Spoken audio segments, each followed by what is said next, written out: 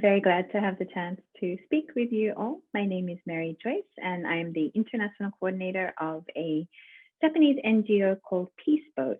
We're working on different people-to-people exchanges, working also on peace building, human rights, the environment, and various different issues, both here in Japan, where I'm speaking to you from, but also throughout Northeast Asia and around the world.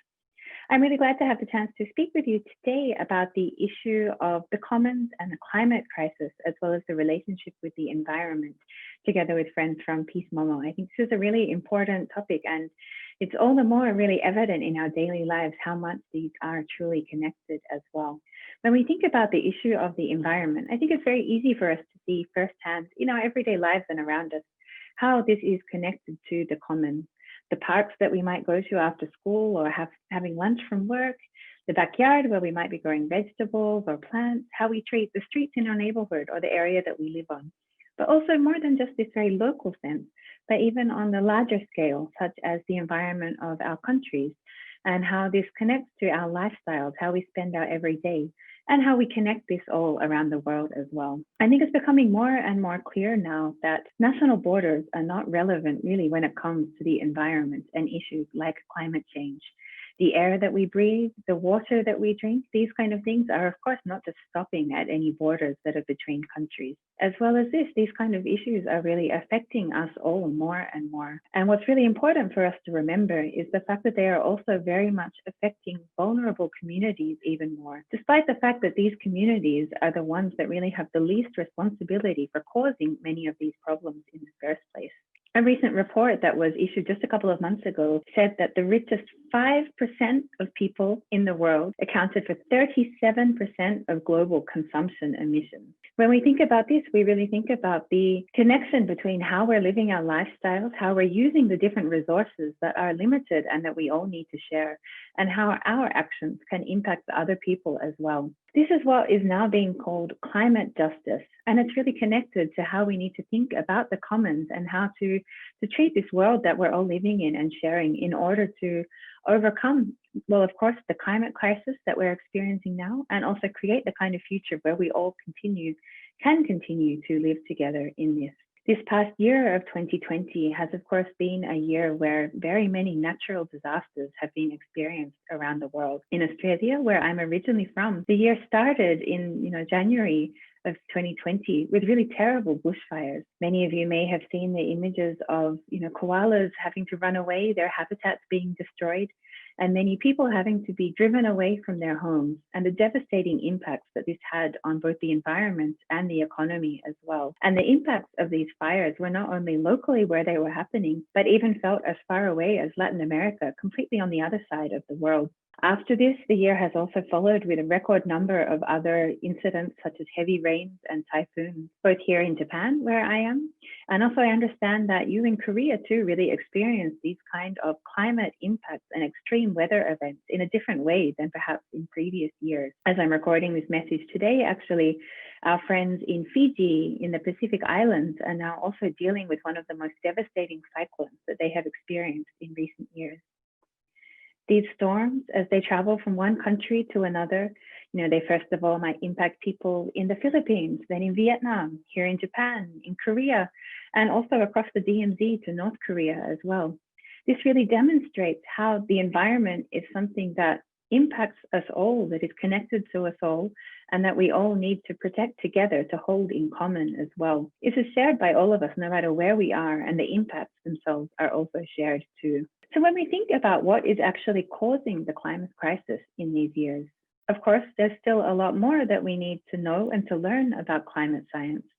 However, there really is an undeniable connection that we can see between this climate crisis and the impacts that all of us are feeling in different parts of the world as well. Also, I mentioned, I called these natural disasters, but when we think about the connection to climate change, and when we think about also how this is connected to how we generate our electricity, how we manufacture the clothes that we're wearing, the transport that we're using, the way that we're living our lives, I think this really shows that it's a very complex situation. And this is also connected to what we call complex disasters. Here in Japan also, we're now coming up to the 10-year anniversary of March 11, 2011. Some of you might not remember anymore, but for those of us here in Japan, we remember this day as when we felt or experienced an earthquake like something never before. And then we saw these images of the waves of the tsunami engulfing entire towns and communities. This was, of course, the Great East Japan earthquake and tsunami. And it was followed by the subsequent Fukushima nuclear power plant disaster. In Fukushima, this is a very rural area. And actually the photograph that I'm sitting here with today, this is a photograph that I took in Fukushima just a couple of weeks ago in a city called Minamisoma, which was really devastatingly impacted both by the nuclear disaster, but also by the tsunami. Fukushima is an area that's home to nuclear power plants where electricity was being generated, but not for the local community to use. Actually, this was to be sent to Tokyo, to the neon lights and the factories and the homes of the capital city. However, despite the fact that what was being generated there was for the people in the capital, it's the people of Fukushima who even today are still not able to return home, whose villages had to be evacuated, whose families and communities have been divided, and who are struggling even now 10 years later to see how they can restart the farming and the fishing of the lands and the oceans with which they've lived in harmony for generations already. And the Fukushima Daiichi nuclear power plant disaster is, of course, something which not only affects people here in Japan. The fish swim across the ocean to Korea, and they're eaten by people all around the world as well. The air that we're breathing is traveling from one country to another. And for the sake of just a few, so many people have been impacted, and the impacts are still ongoing even 10 years later now as well. People might think that 10 years have passed, this disaster is over, but really it's still very much going on. And this is all so much connected to the environment, to how we look at the commons and how we're treating this planet that we're living on. The other thing I wanted to speak about a little bit is, of course, how the climate is impacting conflict today as well. Of the 20 countries around the world which are said to be the most vulnerable to climate change, actually 12 of these are mired in armed conflict. Well, climate change itself might not directly be causing this kind of armed conflict. It can't be denied that it does increase the risk, because when there is this kind of impact of climate change, that can also worsen all other different kinds of social, environmental, or economic factors or problems that are already existing in a place as well. This is a little bit similar to what we're seeing now, I think, with the new coronavirus situation, where the problems that were already there in a society are really brought out by these complex other factors that come in. An example when it comes to climate change is that, we can see that when there are resources like land or water, which are already limited but are becoming even more diminished, it can push people to have to share these and find new ways of working together, but which doesn't always work successfully.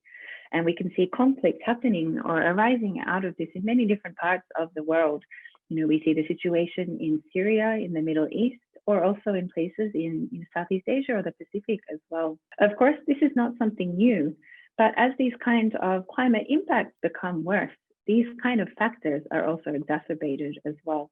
So this really demonstrates the fact that when we're thinking about how we treat our environment and how we look at climate issues, we need to not only think about how we physically protect the land or the water or the environment that's around us, but also how we take into contact or how we take into account the connections between these humanitarian issues, environments or development issues, and also peace and conflict. And I think this is where the concept of the commons can be really useful as well. When we think also, that climate can have an impact on causing or making conflict worse, but at the same time, conflict itself also has a huge impact on the climate, the other way around as well. For example, we can see that military conflict or attacks or even military training itself, these kind of sites can lead to contamination of water, of soil, and of land, or also releasing pollutants into the air, as we see many places around the world, including here in Japan, in Okinawa, where there are many foreign military bases stationed as well. When we think of these issues, it really shows that there's very complex connections and relationships between them, and we need to think about these all in a really holistic way. When I was speaking about Fukushima, we were talking about the issue of nuclear energy, But this is also connected to the issue of nuclear weapons as well, which is, of course, a really important issue for all of us that are living here in Northeast Asia. Nuclear weapons are the only devices ever created that have the capacity to destroy all complex life forms on Earth. There was some recent research that said that it would take just 0.1% of the explosive yield of all of the nuclear weapons that exist in the world today to bring about such a catastrophic situation that the whole world's agriculture would collapse and there would be widespread famine everywhere.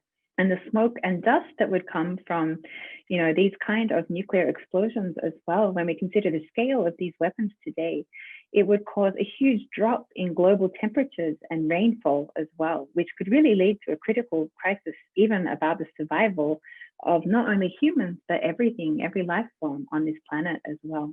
So these are just a few examples, but it really shows, I think, how, when we talk about climate issues, some people might think sometimes that it's a scientific or an environmental issue, but it's fundamentally so much linked with peace and human rights and justice as well.